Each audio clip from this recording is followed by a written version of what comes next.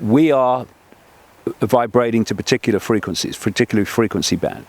And that frequency band is going out. It's represented in our auric field. And so we're drawing in people, places, ways of life and experiences which relate to the frequencies we're putting out. So if you bring this to the big picture, we are living within an energetic sea. This is Rudkowski of WeAreChange.org, here with the one and only David Icke. Last year we had a very interesting conversation. It kind of went viral on the internet where we talked about ayahuasca and DMT and the secrets of the universe. So I think it's only fair to kind of continue that conversation. And I was wondering, David... by the way, the last conversation was on a dirty wooden bench in this horrible little area, wasn't it? In Watford. This scenery here. This is a slight improvement, right? A great improvement. That David has taken us out here to the Isle of Wight, and it's been amazing and beautiful. The weather's also great, which is very rare here for London. But spiritually speaking, we all go on different paths. Since we last spoke, how is your path? What path are you on now? Well, I'm doing, Luke, what I've always done, which is follow my intuition and just keep putting one foot in front of the other, and where it goes, it goes. All you can do is have the intent to do what you want to do, the greatest good you think you can do, and trust that intent will bring towards you what you need to do to make it happen. And there are a lot of myths about spirituality that, when you become spiritual, suddenly your life changes and you're walking down country lanes with, butterflies flutting around your head and beautiful colors, and, life's wonderful now because I'm spiritual. But actually, one of the things that I was told through a psychic when in 1990, right at the start of my conscious start of this journey, was the spiritual road is tough and no one makes it easy. Yeah. And so there is another myth that the awakening means that your life becomes perfect in your view of perfect. But actually what awakening means is tearing down the layers of programming and perception that hold you in servitude to ignorance. And so there are many times in my life, and they continue, and I'm sure you've absolutely been through the same, where you have challenges and you think, well, what the hell is this all about? But if you look deeper into it, even though it's an experience you might not like, there's a gift waiting once the penny drops. Because I saw a quote today, funnily enough, about your greatest teacher is your last mistake. And so what we call mistakes are just experiences that give us insight, which without experiencing it, we wouldn't get the insight. So, you become a bit blasé about it in the end, because you've been on the journey for so long, and it's like, you're going, well, then there's a problem, you've learned from the problem, you go higher. And that's what I've always done, and that's what I'm doing now. And where it goes is where it will go. Just like Bill Hicks said, life is just a ride. It's an up and down kind of interesting roller coaster. But personally, one thing I learned from last year is gratitude. And being grateful for what you have every day now. Before I go to sleep, I write down 5 things I'm grateful for, and really putting out the intention of just being happy with what you already have. And if you think about that, it kind of brings in more of that into your life as well. It's a very interesting kind of understanding, interesting kind of paradox. But I know intentions and putting your thoughts to something is extremely, extremely important. We know that it could be used for dark and light. But what is your understanding of the power of intention? Well, first of all, there's another quote. If you're not happy with what you've got, you won't be happy with what you want. Or if you're not content with what you have, you won't be content with what you want, because it is a state of being. You get these people who get up with the sun every morning to earn more and more money, and by the end of the day they earn more and more money, but they're no happier and no more content. I mean, so, it's very true. Intent, I think, is an extraordinarily powerful energy, and actually it comes back to what I was just saying earlier. If you put out an intent, I want to do this, well, what will happen is, because that intent is a frequency, everything is a frequency, that intent has its own frequency, whatever intent it is. And so other frequencies that sync with it will start attaching to it. And we call these frequencies, these energy fields, people, places, ways of life, experiences, etc. And so when you put out an intent and say, this is what I want to do, this is what I want to achieve, well, what will come back is what you need to achieve it. And we're coming back here to, there'll be fluttering butterflies as I walk down country lanes of beautiful colours, because what comes back when you say that is what you need to achieve the intent. And almost every time, what is needed to achieve any intent of greater awareness is deprogramming programmed awareness.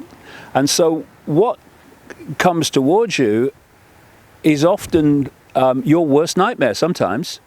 Anyway, and people who are pains in the backside, people that disrupt your life, bring about upheavals and stuff like that.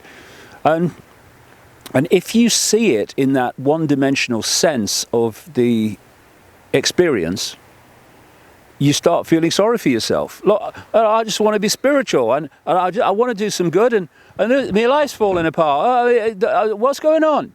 Well, what's going on is what you need to get the insight you want. You are having the onion skins removed that are keeping you from that understanding, because it's not a case of seeking enlightenment. We are enlightened. That's what we are. We are all that is, has been, and ever can be. But what the awakening path is removing all those layers of programming and perception control that are keeping us from that level of ourselves, which is enlightened. Mm-hmm. And what experience does, I mean, wise people take experience and learn from it. Foolish people take experience, don't learn from it, and so keep repeating the same things. What's that line? If you always do what you've always done, you'll always get what you've always got.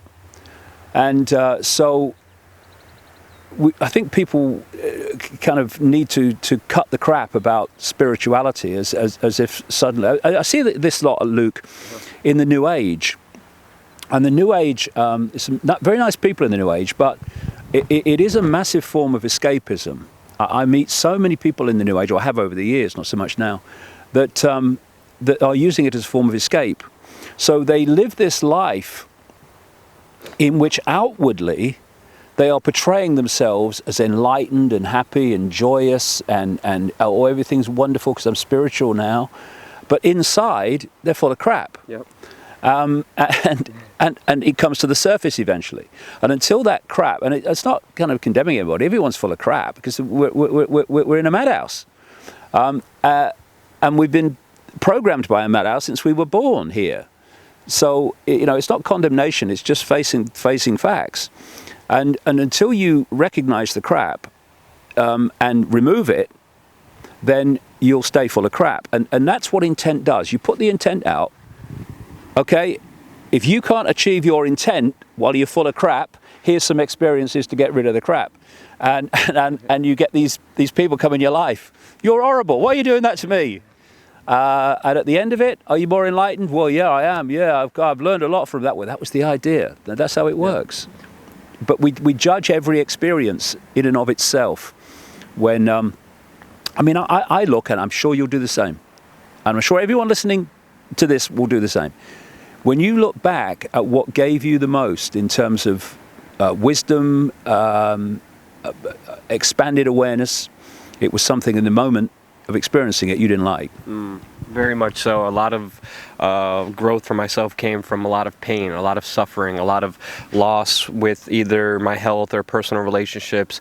And I like how you broke it down, because there is this perception of spirituality as this hippy-dippy kind of culture where people just think positively and everything positively happens and everything's happy-go-lucky, when in reality it's about facing your fears, facing your ego, facing your pride, and finding a truest version of yourself where you could really act freely. And I think that's a very important distinction, because it's not all hippy-dippy.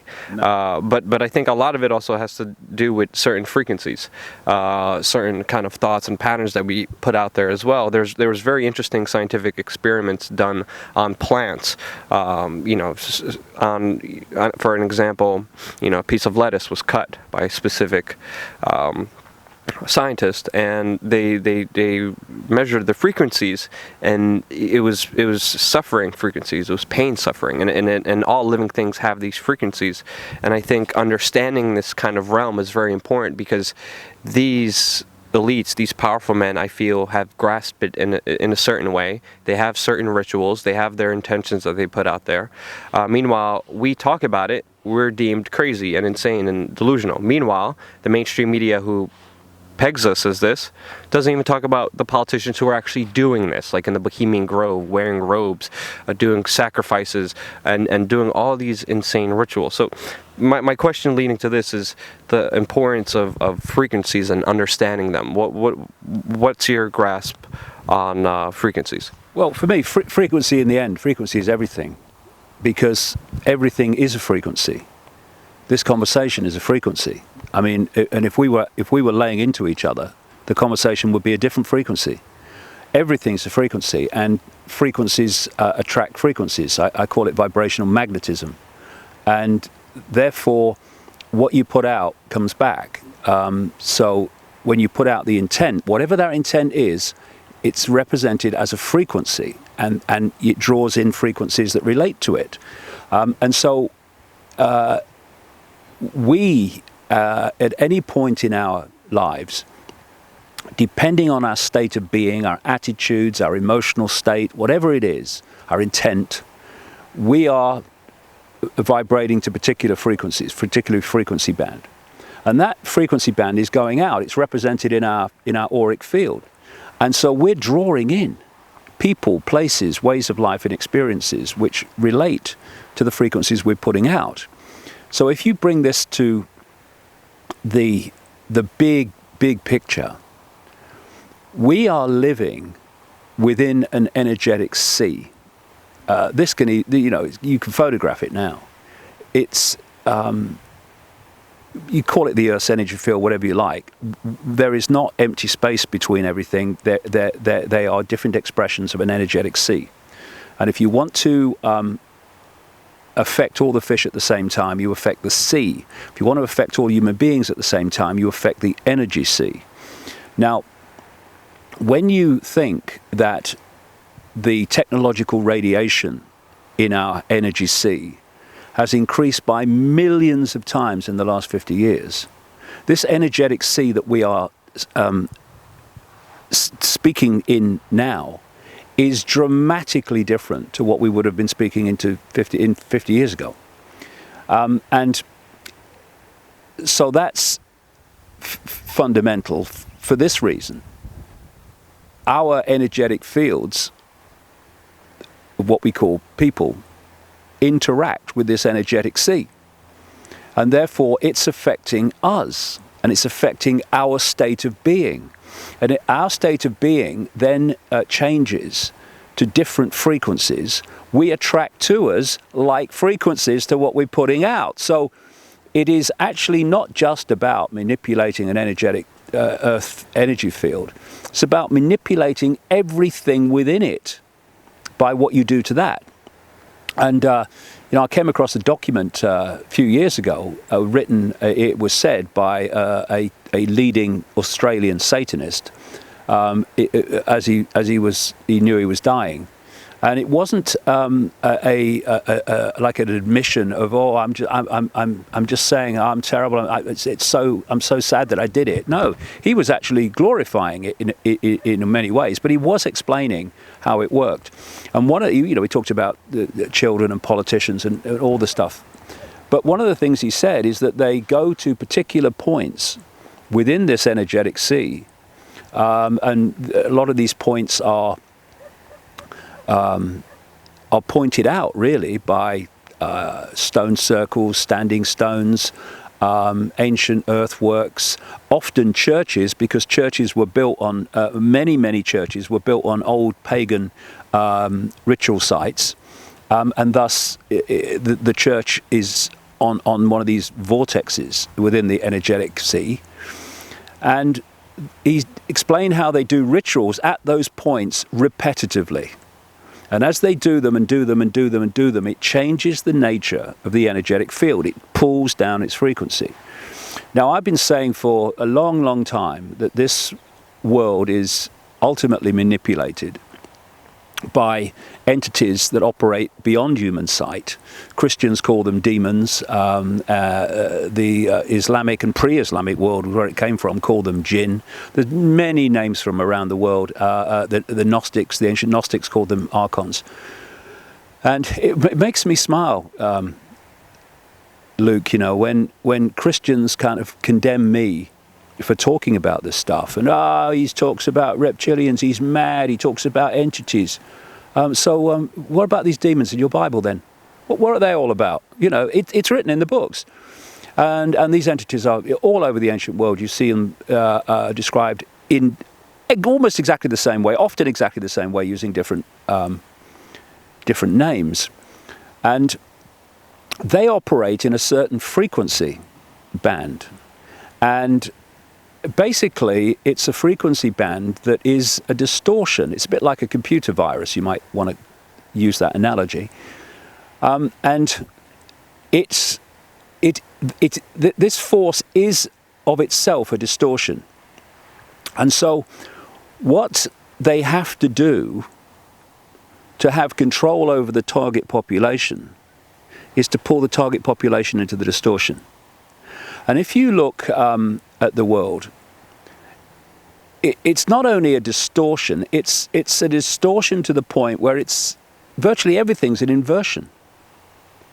Everything's inverted. And so you've got the natural order. The natural order of balance is love, kindness, caring for each other. The inversion of that is war, conflict, people dying of hunger in a world of plenty. These are all inversions of the natural order. And so society has been manipulated and continues to be so, not least by infusing the energetic sea with the distortion to pull people into a distorted state. And if you don't understand this, then the distortion completely controls your perception. For instance, all around the world, particularly in America at the moment, but it's coming in many other places, we're having the clearly unfolding police state. We're having YouTube is awash with police brutality, not least out of America. And we're getting more and more imposition by uniforms. Now that's the distortion. It's not the natural order for that to happen, for people to be brutal to each other. That's a distortion. They're expressions of the distortion. But if you then think, well, the only way that we can react against that is by stockpiling weapons and using them if necessary, then you're just another expression of the distortion, because that's not part of the natural order either. Killing is not part of the natural order. Making people suffer, maiming people, it's not part of the natural order. It's a distortion of the natural order. And whether you're fighting for peace or fighting for fascism, it's still part of the distortion. I have this phrase I've used for years: what you fight, you become. And what do you become when you fight? You become an expression of the distortion. And because people who think they're awake are so programmed by the perception of the world that they can see, which is just a tiny band of frequency, the enormity of forever exists beyond that tiny frequency band, and yet from that little sliver of frequency, people think that they can know it all. And if you only see the physical, then the only thing you can think of in terms of meeting what you perceive as a physical situation is with another physical situation.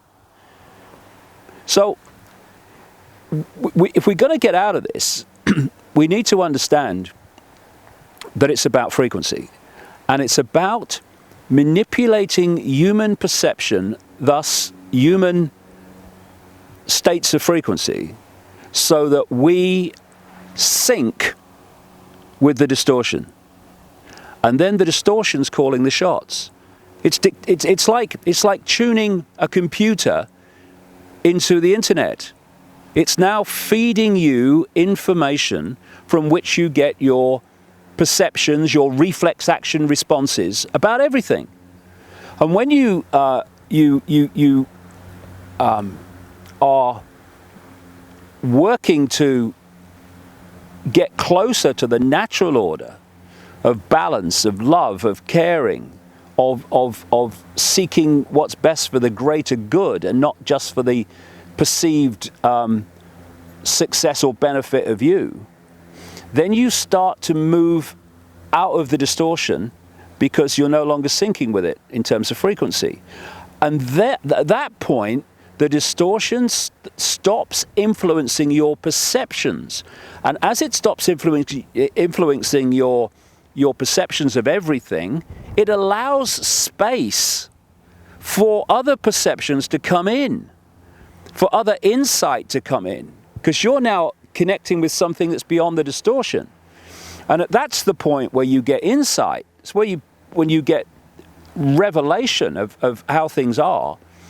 And of course, at that point, everyone attached to the distortion says you're mad and crazy and insane, because insanity has become, because of the distortion, insanity has become the norm. Insanity is perceived as normal. And therefore, if the world doesn't see you as strange, crazy and insane, then you need to ask why. Because it should. I'm delighted when I'm called mad. I think, thank you very much for confirming my sanity.